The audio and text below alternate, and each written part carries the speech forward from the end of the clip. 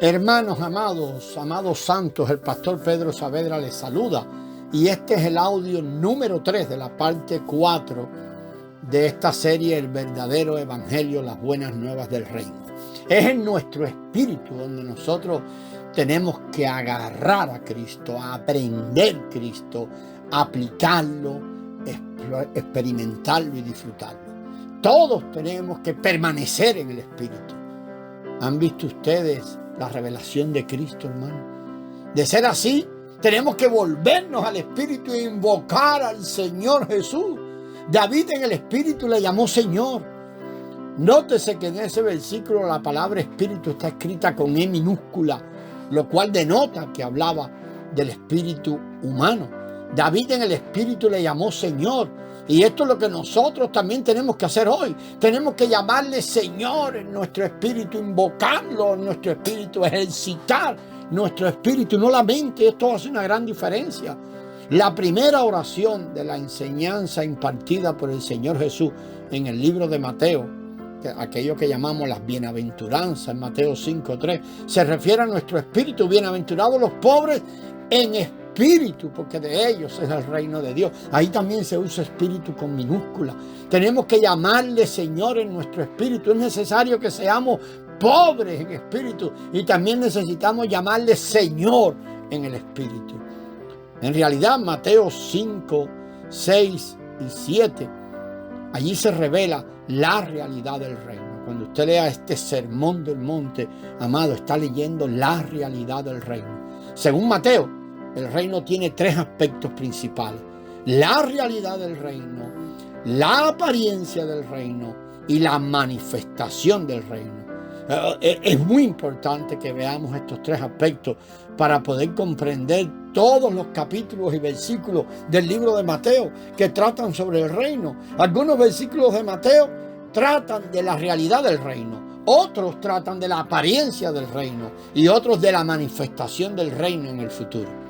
Tenemos que comprender que a medida que se produzca la realidad del reino, el enemigo, Satanás, también intervendrá para realizar una obra que distraiga, obstaculice y haga daño, que nos quite la mirada del reino.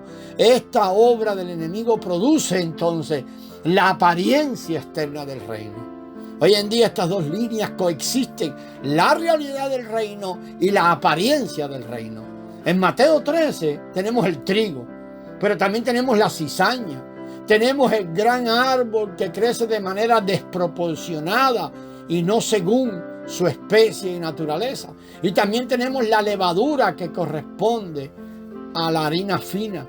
La cizaña, el gran árbol y la levadura constituyen la apariencia externa del reino. A la postre llegará el tiempo de la cosecha, la venida del reino en plenitud, y esta será la manifestación del reino.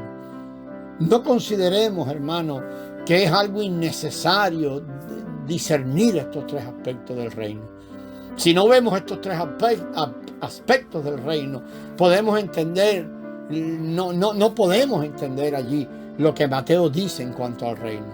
Es por esa misma razón que muchos creyentes jamás han estado claros con respecto al reino según es presentado en el libro de Mateo. Simplemente ellos jamás vieron estos 3 aspectos diferentes del reino. La realidad del reino se revela y se abarca plenamente allí en los capítulos correspondientes al Sermón de la Montaña, Mateo 5, 6 y 7, los cuales son capítulos muy conocidos. Y decíamos el nombre, se habla del Sermón del Monte. El Señor Jesús habló o llamó a sus discípulos y los llevó a la cima de un monte donde les dio ese discurso, digamos, ese sermón. No es fácil captar y aprender a agarrar lo que es revelado en estos 3 capítulos. Lo que decimos de aprender no es en el intelecto, es aprender con H, aprender, es agarrar. En el pasado estos 3 capítulos no fueron comprendidos, aún no son comprendidos de una manera completa y de forma adecuada y correctamente. Aunque los creyentes solemos citar mucho estas oraciones y frases que hay allí en el Sermón del Monte, la mayoría no logra comprender, no logra, y ahora vamos a aprender a agarrar debidamente estos capítulos. En ellos encontramos la revelación de la vida apropiada del reino. Y algunos de estos versículos son muy profundos. Por eso cuando leemos que si te golpea una mejilla pon la otra, eso es la realidad del reino. Cuando el Cristo está reinante, eso sucederá solo. Si no comprendemos el principio rector, será muy difícil captar el verdadero significado de estos versículos. Ese sermón dado por el Señor en el monte está dividido en 7 sesiones que revelan 7 aspectos de la vida que llevan los hijos del reino. El carácter o naturaleza del pueblo del reino, revelado en Mateo 5, del 1 al 12, está allí. El carácter o la naturaleza del pueblo del reino es revelado ahí en esa porción. También podemos decir que se refiere al elemento, sustancia o esencia de los hijos del reino.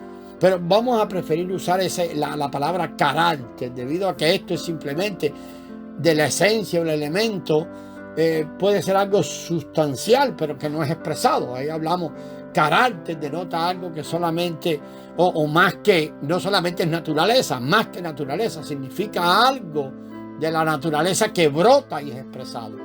El carácter de los hijos del reino es regido por los cielos, no está regido por nada terrenal. No está regido por la familia, la escuela, los políticos, los tribunales, ni tampoco es regido por ninguna otra entidad comunitaria, sino que se encuentra sujeto al gobierno de los cielos. El carácter es la expresión de que hay un gobierno de los cielos instalados adentro. El reino de los cielos en realidad significa el gobierno de los cielos. Tenemos que saber que desde el tiempo de la caída del hombre se ha estado bajo un gobierno terrenal. Después de su caída, el hombre comenzó a dejar de ser regido por Dios o por Dios desde los cielos. Hoy en día la gente en este mundo, sin importar su posición ni las normas que se han fijado y sin importar si son buenos o malos, todos están bajo un gobierno terrenal. Ellos son regidos ya sea por su familia, por su escuela, las enseñanzas de su carrera, su empresa, el gobierno municipal o lo que sea. Esto consiste en realidad el gobierno terrenal. Pero ya ha llegado el tiempo de que Dios establece su reino sobre la tierra. Su reino es de otra categoría de gobierno, pues pertenece al reino de los cielos.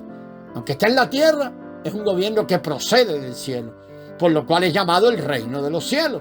El regir en la tierra procede de los cielos, donde mora Dios.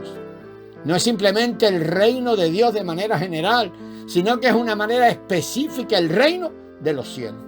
Los cielos han descendido para regir sobre la tierra y es bajo esta clase de gobierno que nosotros los hijos del reino manifestamos una determinada naturaleza, un determinado carácter, una expresión. Nuestro carácter, nuestra esencia, nuestro elemento y nuestra naturaleza, con toda su expresión, son completamente distintos al que poseen las personas sujetas a un gobierno mundano y terrenal. Los hijos del reino tienen su carácter y naturaleza que son únicos, porque es de los cielos. El carácter del pueblo del reino, que se sujeta al reino de los cielos, se compone principalmente de 6 condiciones relacionadas con su corazón y su espíritu, así como también de 3 cosas externas que queremos destacar. Todos ellos forman en total de 9 puntos. Por consiguiente, el Señor repitió 9 veces la palabra bienaventurados. Los 6 rasgos distintivos en la condición intrínseca, interna de tales personas empieza por referirse a la condición que está en el espíritu de ella y termina hablándonos de la 6ª característica referida a la condición de su corazón. Esto requiere decir que si queremos hacer realidad la auténtica vida del reino, requerimos de un espíritu apropiado y de un corazón apropiado. Necesitamos conocer nuestro espíritu y necesitamos conocer nuestro corazón. Tanto nuestro espíritu como nuestro corazón tienen que ser regulados y calibrados por el gobierno de los cielos. El primer rasgo, de la condición intrínseca de los hijos del reino es mencionado en Mateo 5:3. Bienaventurados los pobres de espíritu, porque de ellos es el reino de los cielos. La primera condición básica se relaciona con nuestro espíritu, que es el lugar donde Dios puede morar. Nuestro espíritu es el órgano en nuestro interior que fue creado por Dios con el fin de que podamos tener contacto con Él, podamos tomarlo a Él, podamos recibirlo, podamos contenerle, podamos tener comunión. Muchos creyentes ignoran esta primera condición. Ellos han pasado por alto el primer órgano para la vida del reino, el espíritu humano. Son muchos los creyentes, amados, que jamás han escuchado nada respecto a su espíritu humano. Y esto es una condición pobre y lamentable. Enseñar a las personas a tener contacto con Dios sin valerse de su espíritu, y las personas entonces empiezan a usar el órgano, otro órgano, su mente o sus emociones o lo que sea. Es como querer enseñar a alguien a correr sin valerse de sus pies. ¿Se imagina, hermano, qué condición más lamentable? Vamos a seguir sobre esto en el próximo audio. Amados hermanos, la gracia del Señor sea con vosotros.